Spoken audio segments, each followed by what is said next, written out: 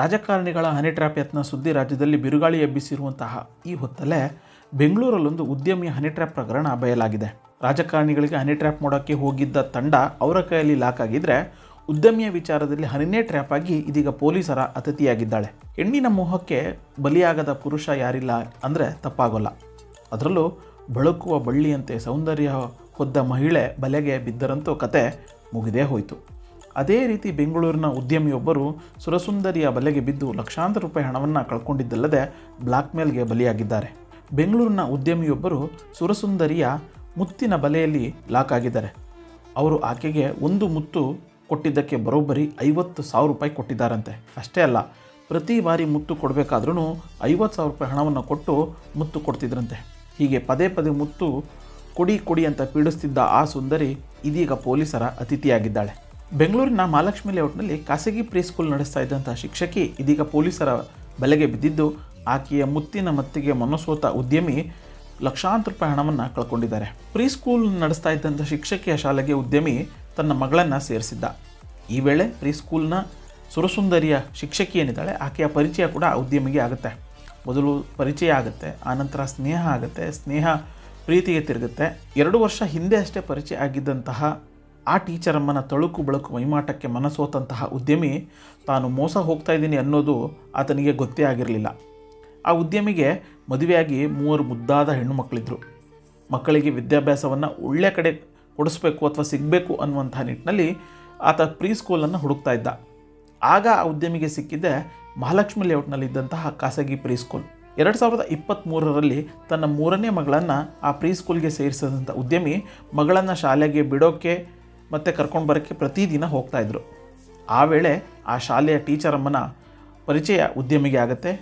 ಪರಿಚಯ ಯಾವಾಗ ಸ್ನೇಹಕ್ಕೆ ತಿರುಗುತ್ತೋ ಆಗ ಇವರಿಬ್ಬರ ನಡುವೆ ಹಣಕಾಸಿನ ವ್ಯವಹಾರನೂ ಕೂಡ ಆರಂಭ ಆಗುತ್ತೆ. ಪರಿಚಯದ ವೇಳೆ ಖತರ್ನಾಕ್ ಟೀಚರಮ್ಮ ಉದ್ಯಮಿಯ ಹಿನ್ನೆಲೆಯನ್ನು ತಿಳ್ಕೊಳ್ತಾಳೆ.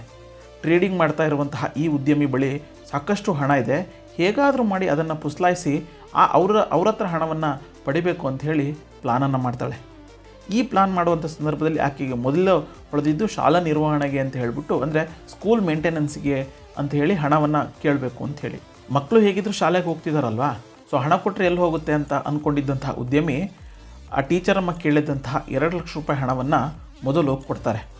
ಇದಾಗಿ ಸ್ವಲ್ಪ ದಿನ, ಅಂದರೆ ಒಂದು 3-4 ತಿಂಗಳ ನಂತರ ಮತ್ತೆ ಆ ಟೀಚರಮ್ಮ 2 ಲಕ್ಷ ರೂಪಾಯಿ ಹಣವನ್ನು ಕೇಳ್ತಾಳೆ. ಅದು ತನ್ನ ತಂದೆಯ ಚಿಕಿತ್ಸೆಗೆ ಅಗತ್ಯವಾದಂಥ ಹಣ ಬೇಕು ಅನ್ನುವಂಥ ಒಂದು ಮನವಿಯನ್ನು ಇಡ್ತಾಳೆ.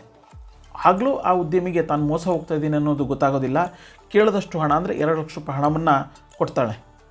ಕೊಟ್ಟಂಥ ಸಂದರ್ಭದಲ್ಲಿ ಅಂದರೆ ಹಣವನ್ನು ಕೊಟ್ಟಂಥ ಉದ್ಯಮಿ ಆ ಟೀಚರಮ್ಮನ ಬಳಿ ಹಣವನ್ನು ಕೇಳೋಕ್ಕೆ ಹೋದಾಗ ಪ್ರತಿ ಬಾರಿಯೂ ಏನಾದರೂ ಒಂದು ಕಥೆಯನ್ನು ಹೇಳಿ ಆ ಉದ್ಯಮಿಯನ್ನು ವಾಪಸ್ ಕಳಿಸ್ತಾ ಇದ್ಲಂತೆ. ಸ್ವತಃ ಈ ಒಂದು ವಿಚಾರವನ್ನು ಉದ್ಯಮಿ CCV ಪೊಲೀಸರಿಗೆ ಕೊಟ್ಟಿರುವಂತಹ ದೂರಿನಲ್ಲೂ ಕೂಡ ಉಲ್ಲೇಖವನ್ನು ಮಾಡಿದ್ದಾರೆ. ಹೀಗೆ ತನ್ನ ತಳುಕು ಬೆಳಕು ಮೈಮಾಟ ತೋರಿಸಿ ಹಣ ಪಡಿತಾ ಇದ್ದಂಥ ಟೀಚರಮ್ಮನ ಹಣದಾಹ ಮಾತ್ರ ಇನ್ನೂ ಕಡಿಮೆ ಆಗಿರಲಿಲ್ಲ. ಪದೇ ಪದೇ ಏನಾದರೂ ಒಂದು ಕತೆ ಹೇಳಿ ಲಕ್ಷ ಹಣವನ್ನು ಆ ಉದ್ಯಮಿಯಿಂದ ಪೀಕ್ತಾ ಇದ್ಲು. ಹಣದ ವ್ಯವಹಾರ ಹೆಚ್ಚಾಗ್ತಾ ಹೋದಂತೆ ಇವರಿಬ್ಬರ ಸಲಿಗೆನೂ ಕೂಡ ಹೆಚ್ಚಾಗ್ತಾ ಹೋಗುತ್ತೆ. ಅದು ಎಷ್ಟರ ಮಟ್ಟಿಗೆ ಆಯಿತು ಅಂತಂದರೆ, ಒಟ್ಟಿಗೆ ಕಾಫಿ ಟೀ ಕುಡಿಯೋಕ್ಕೆ ಹೋಗೋದು, ಜೊತೆಗೆ ಒಟ್ಟಿಗೆ ಮಾತನಾಡೋದು ಎಲ್ಲದೂ ಕೂಡ ಆಗುತ್ತೆ. ಇನ್ನೂ ಒಂದು ಹೆಜ್ಜೆ ಮುಂದೆ ಹೋದಂತಹ ಉದ್ಯಮಿ ಆ ಟೀಚರಮ್ಮಗೆ ಒಂದು ಹೊಸ ಮೊಬೈಲನ್ನು ಕೊಡಿಸ್ತಾರೆ. ಜೊತೆಗೆ ಪ್ರತ್ಯೇಕವಾದಂಥ ಒಂದು ಸಿಮ್ ಕೊಡಿಸಿ ವಾಟ್ಸಪ್ ಚಾಟ್ ಮಾಡುವಷ್ಟರ ಮಟ್ಟಿಗೆ ಇವರ ಸ್ನೇಹ ಸಲುಗೆ ಮುಂದೋಗುತ್ತೆ. ಯಾವಾಗ ಇಷ್ಟಿದ್ರೂ ಕೂಡ ಕೊಟ್ಟಿರುವಂಥ ಹಣವನ್ನು ಕೊಡಿ ಅಂತ ಕೇಳೋಕ್ಕೆ ಹೋದಾಗೆಲ್ಲ ಆ ಮಹಿಳೆ, ಅಂದರೆ ಆ ಟೀಚರಮ್ಮ ಏನಾದರೂ ಒಂದು ಸಬೂಬು ಹೇಳಿ ಕಳಿಸ್ತಾ ಇದ್ಲಂತೆ.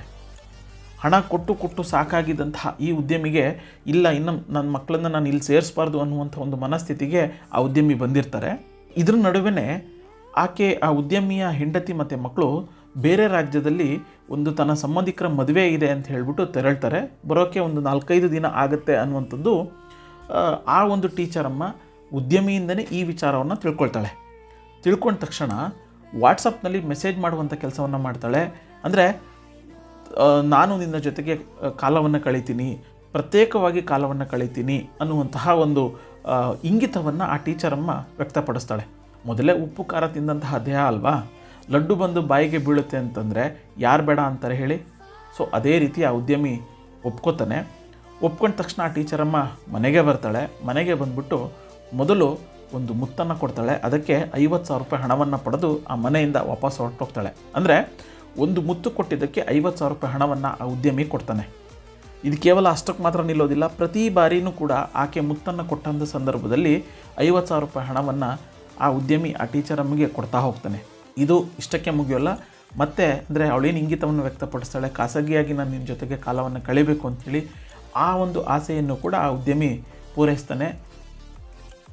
ಈ ವಿಚಾರ ಅಂದರೆ ಯಾವಾಗ ಖಾಸಗಿಯಾಗಿ ಕಾಲ ಕಳೀತಾನಲ್ಲ ಆ ಟೀಚರಮ್ಮನ ಜೊತೆಗೆ, ಅದನ್ನು ಆ ಟೀಚರಮ್ಮ ಆ ಉದ್ಯಮಿಗೆ ಗೊತ್ತಿಲ್ಲದೆ ವಿಡಿಯೋ ರೆಕಾರ್ಡನ್ನು ಕೂಡ ಮಾಡಿಕೊಳ್ಳುವಂಥ ಕೆಲಸವನ್ನು ಮಾಡ್ತಾಳೆ. ಇದಾದ ಬಳಿಕ ಆ ಒಂದು ಉದ್ಯಮಿಯನ್ನು ಬ್ಲಾಕ್ಮೇಲ್ ಮಾಡುವಂತಹ ಕೆಲಸವನ್ನು ಟೀಚರಮ್ಮ ಜೊತೆಗೆ ಆ ಟೀಚರಮ್ಮನ ಜೊತೆ ಇದ್ದಂತಹ ಇಬ್ಬರು ಗ್ಯಾಂಗ್ ಅಂದರೆ ಇಬ್ಬರು ಯುವಕರೇನಿದ್ದಾರೆ ಅವರು ಬ್ಲಾಕ್ಮೇಲ್ ಮಾಡುವಂಥ ಕೆಲಸವನ್ನು ಮಾಡ್ತಾ ಬರ್ತಾರೆ.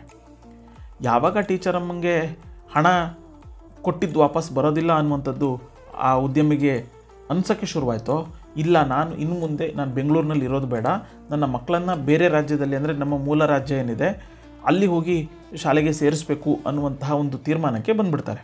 ಸೊ ಆಗ ಆ ಉದ್ಯಮಿ ಮಾಡಿದ್ದು ಮೊದಲ ಕೆಲಸ ಏನು ಅಂತಂದರೆ ಆ ಪ್ರೀ ಸ್ಕೂಲ್ಗೆ ಹೋಗ್ಬಿಟ್ಟು ಕೊಟ್ಟಿರುವಂಥ ಅಂದರೆ TCಯನ್ನು ವಾಪಸ್ ಪಡಿಬೇಕು ಅಂತ ಹೇಳಿ. ಸೊ ಮಗಳ TC ಕೊಡಿ ಅಂತ ಹೇಳಿಬಿಟ್ಟು ಆ ಒಂದು ಟೀಚರಮ್ಮನ ಹತ್ರನೇ ಹೋಗಿ ಕೇಳ್ತಾನೆ. ಆಗ ಆ ಟೀಚರ್ ಹೇಳ್ತಾರೆ, ಈಗ ಬೇಡ, ಇನ್ನು 2 ದಿವಸ ಬಿಟ್ಟು ಬನ್ನಿ, ಆಫೀಸಿಗೆ ಬನ್ನಿ ಅಂತ ಹೇಳಿಬಿಟ್ಟು ಕಳಿಸ್ತಾಳೆ. ಸೊ 2 ದಿನ ಆದಮೇಲೆ ಆ ಉದ್ಯಮಿ ಶಾಲೆಗೆ ಹೋಗ್ತಾನೆ. ಶಾಲೆಗೆ ಹೋಗಿ ಇನ್ನೂ ಪರವಾಗಿಲ್ಲ ಟೀಚರ್ ನಮಗೆ TCಯನ್ನು ಕೊಡ್ತಾರೆ ಅಂತ ಹೇಳಿ ಅಂದ್ಕೊಂಡು ಆ ಶಾಲೆಗೆ ಹೋಗ್ತಾನೆ. ಅಲ್ಲಿ ಆ ಟೀಚರಮ್ಮ ಒಂದು ಪ್ಲ್ಯಾನನ್ನು ಮಾಡಿರ್ತಾಳೆ. ಅದು ಏನು ಅಂತಂದರೆ ತನ್ನ ಇಬ್ಬರು ಸ್ನೇಹಿತರನ್ನು ಆ ಒಂದು ಶಾಲೆಗೆ ಕರೆಸ್ಕೊಂಡ್ಬಿಟ್ಟು ಅಲ್ಲಿ ಆ ಒಂದು ಉದ್ಯಮಿಯನ್ನು ಕಿಡ್ನಾಪ್ ಮಾಡುವಂತಹ ಒಂದು ಕೆಲಸವನ್ನು ಮಾಡ್ತಾಳೆ. ಅದಕ್ಕೂ ಮೊದಲು ಇವರಿಬ್ಬರು ಅಂದರೆ ಟೀಚರ್ ಆಗಿರ್ಬೋದು ಮತ್ತು ಆ ಇಬ್ಬರು ಯುವಕರೇನಿರ್ತಾರೆ ಅವರು ಒಂದು ಕಥೆಯನ್ನು ಕಟ್ತಾರೆ. ಈ ಟೀಚರಮ್ಮಿಗೆ ಆಲ್ರೆಡಿ ಎಂಗೇಜ್ಮೆಂಟ್ ಆಗಿದೆ, ಬಾಯ್ ಫ್ರೆಂಡ್ ಇದ್ದಾನೆ, ಈ ವಿಚಾರ ಗೊತ್ತಿದ್ರೂ ನೀನು ಆಕೆಯ ಜೊತೆಗೆ ಕಾಲವನ್ನು ಕಳೀತಾ ಇದೆಯಾ, ಆಕೆಗೆ ಮೋಸ ಮಾಡ್ತಿದ್ಯಾ ಅಂತ ಹೇಳಿಬಿಟ್ಟು ಒಂದು ಕಥೆಯನ್ನು ಕಟ್ತಾರೆ. ಕಥೆಯನ್ನು ಕಟ್ಬಿಟ್ಟು ನನಗೆ ಲಕ್ಷ ಹಣವನ್ನು ಕೊಡಬೇಕು ಅನ್ನುವಂಥ ಒಂದು ಡಿಮ್ಯಾಂಡನ್ನು ಆ ಗ್ಯಾಂಗ್ ಇಡುತ್ತೆ. ಯಾವಾಗ ಆ ಒಂದು ಉದ್ಯಮಿ ಹಣವನ್ನು ಕೊಡಲಿಕ್ಕೆ ಹಿಂದೇಟಾಗ್ತಾರೋ ಆಗ ನಿಮ್ಮ ಜೊತೆಗೆ ಕಳೆದಿರುವಂತಹ ಖಾಸಗಿ ವಿಡಿಯೋಗಳಿದ್ದಾವೆ ಅದನ್ನು ನಿನ್ನ ಹೆಂಡತಿಗೆ ತೋರಿಸ್ತೀನಿ ಅನ್ನುವಂಥ ಒಂದು ಬ್ಲಾಕ್ಮೇಲನ್ನು ಆ ಗ್ಯಾಂಗ್ ಮಾಡುತ್ತೆ.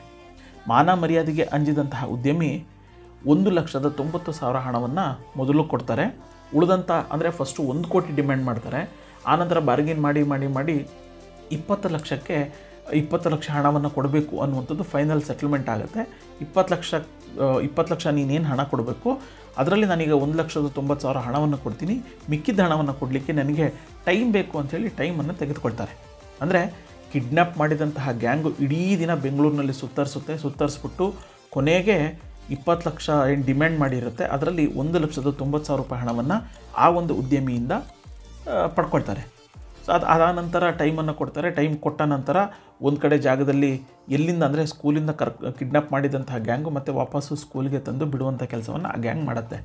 ಸೊ ಆ ಉದ್ಯಮಿಗೆ ಅನಿಸುತ್ತೆ, ಇಲ್ಲ ನಾನು ಹಣವನ್ನು ಕೊಡ್ತಾ ಹೋದರೆ ಮತ್ತೆ ಇವರು ನನ್ನನ್ನು ಸುಮ್ಮನೆ ಬಿಡೋದಿಲ್ಲ ಅಂತ ಹೇಳಿಬಿಟ್ಟು ಕೊನೆಗೆ CCBಗೆ ದೂರು ಕೊಡುವಂಥ ಕೆಲಸವನ್ನು ಮಾಡ್ತಾರೆ.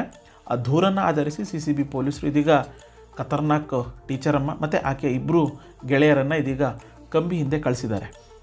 ಸದ್ಯ ಪೊಲೀಸ್ ವಶದಲ್ಲಿರುವಂತಹ ಆ ಗ್ಯಾಂಗ್ನಿಂದ ಹಣ ರಿಕವರಿ ಮಾಡುವಂಥ ಕೆಲಸವನ್ನು CCB ಪೊಲೀಸರು ಮಾಡ್ತಿದ್ದಾರೆ. ಜೊತೆಗೆ ಕೇವಲ ಈ ಒಬ್ಬ ಉದ್ಯಮಿಗೆ ಮಾತ್ರನೇ ಈ ರೀತಿ ಮೋಸ ಮಾಡಿರೋದು ಅಥವಾ ಇನ್ನೂ ಯಾರಿಗಾದರೂ ಈ ರೀತಿಯಾಗಿ ಯಾಮಾರಿಸಿ ಹಣವನ್ನು ಪಡೆದು ಮೋಸ ಮಾಡಿದಾರ ಅನ್ನುವಂತಹ ನಿಟ್ಟಿನಲ್ಲಿ ಒಂದು ತನಿಖೆಯನ್ನು ಕೂಡ CCB ಪೊಲೀಸರು ಮಾಡ್ತಿದ್ದಾರೆ. ಸೊ ಚಿಕ್ಕ ಸಂಸಾರ ಚೊಕ್ಕ ಸಂಸಾರದ ಮೂಲಕ ಸುಖವಾದಂಥ ಜೀವನವನ್ನು ನಡೆಸ್ತಾ ಇದ್ದಂತಹ ಆ ಉದ್ಯಮಿ ಒಂದು ಮುತ್ತಿನ ಆಸೆಗಾಗಿ ಕಷ್ಟಪಟ್ಟು ದುಡಿದಿದ್ದಂತಹ ಲಕ್ಷಾಂತರ ರೂಪಾಯಿ ಹಣವನ್ನು ಕಳ್ಕೊಂಡಿರುವಂಥದ್ದು ದುರಂತನೇ ಅಲ್ವಾ? ಸೊ ನಿಮಗೆ ಈ ವಿಡಿಯೋ ಇಷ್ಟ ಆಗಿದೆ ಅಂಥೇಳಿ ನಾನು ಭಾವಿಸ್ತೀನಿ. ನಿಮ್ಮ ಅನಿಸಿಕೆ ಅಭಿಪ್ರಾಯಗಳನ್ನು ಕಮೆಂಟ್ ಬಾಕ್ಸ್ನಲ್ಲಿ ಕಮೆಂಟ್ ಮಾಡಿ. ಜೊತೆಗೆ ನೀವು ಇನ್ನೂ ಕೂಡ ನಮ್ಮ ಯೂಟ್ಯೂಬ್ ಚಾನಲನ್ನು ಸಬ್ಸ್ಕ್ರೈಬ್ ಮಾಡಲಿಲ್ಲ ಅಂತಂದರೆ ಸಬ್ಸ್ಕ್ರೈಬ್ ಮಾಡಿ. ನಮಸ್ಕಾರ.